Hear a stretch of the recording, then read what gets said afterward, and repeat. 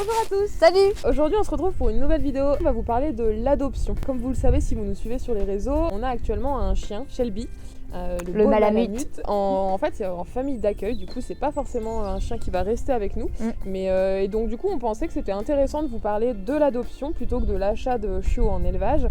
Parce que, du coup, entre Shelby qui est ici en famille d'accueil, Ash que j'ai adopté quand il avait 1 an, et Cara que j'ai adopté aussi via une asso, on s'est dit pourquoi pas en parler. Que, du coup, on était plutôt légitime pour vous parler de ça. Pour la petite histoire, Shelby, en effet, il n'est pas à nous, c'est-à-dire que pour le moment, il est en famille d'accueil. On ne sait pas encore si on va le garder. Il y a plusieurs critères. Globalement, le temps, parce que c'est un Malamute qui n'a pas 1 an et qui est plein d'énergie.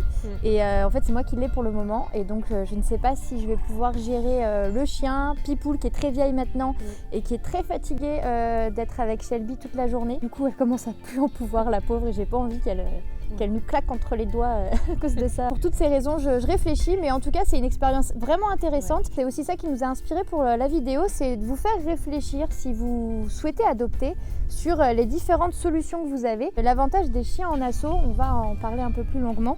On a les chiens qui se faufilent, très pratique pour le besoin de la vidéo. Merci Shelby. Bon, alors, quel est l'intérêt d'adopter un chien en asso ?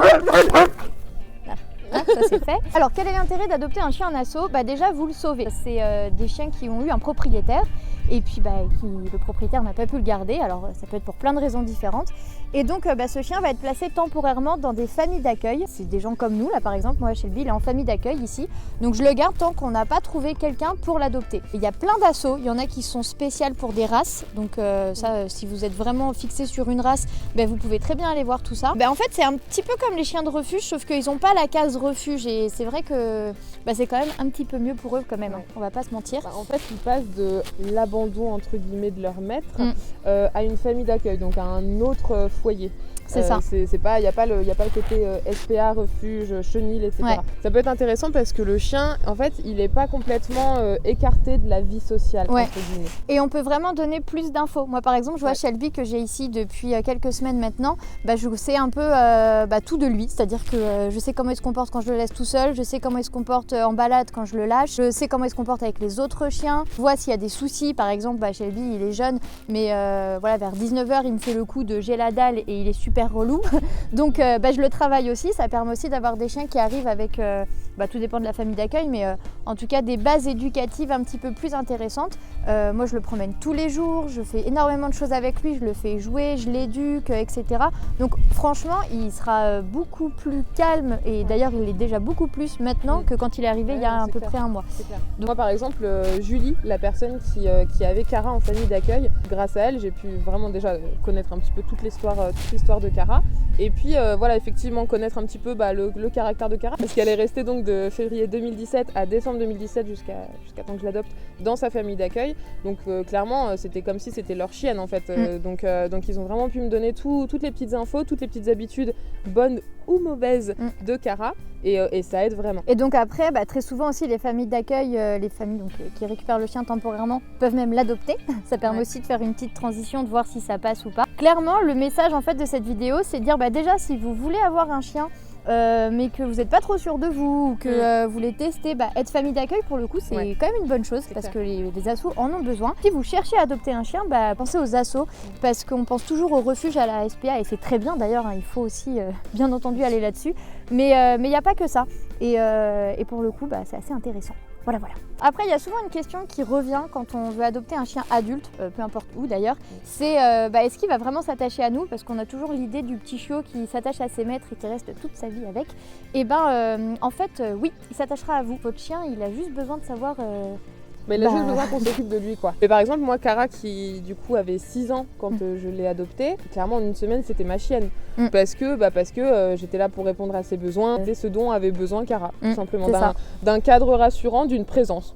Déjà c'est pas mal déjà ça. C'est ça. Et alors il y a par contre une chose sur laquelle il faut faire attention quand on adopte un chien adulte, c'est qu'on a souvent tendance à en faire des tonnes, c'est-à-dire à lui faire 1 milliard de câlins parce qu'on se dit qu'il est perturbé, parce qu'il sait pas où il est, etc. Pour rattraper le temps perdu. Voilà. Et en fait, ou comme par exemple en refuge, c'est encore plus visible. Et ça, le risque, c'est que vous allez développer une sorte d'hyper attachement avec ce chien et il va avoir du mal à rester tout seul, etc. Donc c'est pas une bonne chose. Vraiment, il faut se dire, dès l'instant où on l'adopte, on va répondre à tous ses besoins, mais on va aussi tout de suite gérer les contacts, proposer des absences courtes au début et les augmenter petit à petit. Pas en faire des caisses quand on s'en va, pas en faire des caisses quand on revient aussi. Ouais. Faut pas culpabiliser. Ouais. Non mais voilà, faut pas le considérer comme une victime, hein. Le chien il est dans le moment présent et Shelby et voilà, et en fait si vous le considérez comme un chien qui a toujours fait partie de la maison, il le vivra mieux que si vous le considérez comme un traumatisé de l'abandon en quelque sorte. Et il y a un autre point qui me semble important, que moi je fais beaucoup avec Shelby, c'est que je fais attention vraiment à tout, parce qu'on sait pas, on sait souvent, on sait un peu ce qu'ils ont vécu mais pas tout le temps. Et donc par exemple la première fois que vous donnez à manger, soyez vigilants, il peut y avoir des comportements. Moi la première fois que j'ai mis Shelby avec mon fils de 3 ans, j'ai été ultra vigilante, sans stresser, sans rien, mais voilà, j'ai fait attention, je savais pas comment il pouvait réagir, je savais pas s'il connaissait, etc. Pareil la première fois que je l'ai amené en ville, enfin voilà, il faut se dire ça va très bien se passer, mais faut pas non plus être inconscient. Et en effet c'est un chien adulte, donc adulte ou avec un certain âge, donc il a eu des expériences qui sont peut-être pas bonnes, ou il a peut-être pas eu d'expérience sur telle et telle chose, donc il va peut-être en avoir peur, et faut vraiment prendre le temps de découvrir ça sur peut-être quelques semaines, un mois. Et aussi soyez toujours vigilants quand vous adoptez un chien adulte ou pas adulte d'ailleurs, et que vous avez déjà un chien au sein du foyer. Essayez toujours d'anticiper tous les éventuels problèmes qui pourront surgir, comme justement le partage des ressources, l'espace, la nourriture, que chacun ait sa place au moment du repas, etc. Parce que déjà votre chien que vous aviez avant, qui se retrouve comme ça avec un autre chien, on sait pas d'où il sort, voilà. Ça peut être compliqué aussi pour lui. Et puis le chien que vous adoptez, il a peut-être jamais vécu avec un autre chien. Enfin voilà, c'est ça. Du coup, il faut vraiment faire attention. Dans ce cas-là aussi, si vous avez déjà un chien et que vous en adoptez un autre, attention à prendre le temps de passer du temps avec chacun individuellement. Et Shelby qui est en mode cheval, là, ça y est, je vais faire du poney bientôt là avec lui. C'est un carnage ce chien, je vous jure. Donc passez du temps avec chacun individuellement, parce que déjà votre chien que vous avez déjà, il a eu l'habitude d'avoir que vous, donc c'est important aussi de garder ça. Et le chien que vous adoptez, souvent il va s'attacher très fortement à votre chien actuel. Et peut-être que votre chien, moi par exemple Pipoule qui a 9 ans, elle va logiquement, si je garde Shelby, mourir avant. Et il faut pas que Shelby se sente au bout de sa vie le jour où Pipoule elle est plus là parce qu'il s'est attaché à elle. Bon, en même temps pour s'attacher à Pipoule, vu l'attitude qu'elle a avec Shelby, je pense que ça va aller. Mais voilà, on sait jamais. Et un dernier point du coup qui est super important, que vous adoptiez d'ailleurs un chien en refuge, en association, un chiot en élevage ou quoi que ce soit, c'est le choix de la race. Parce qu'en fait, on se rend compte que ce soit avec Shelby, le Malamute, ou avec Cara, la Border Collie, que du coup les abandons concernent souvent les problématiques liées à la race. C'est des gens qui adoptent un chien sans forcément prendre conscience de l'importance des besoins de cette race-là, etc.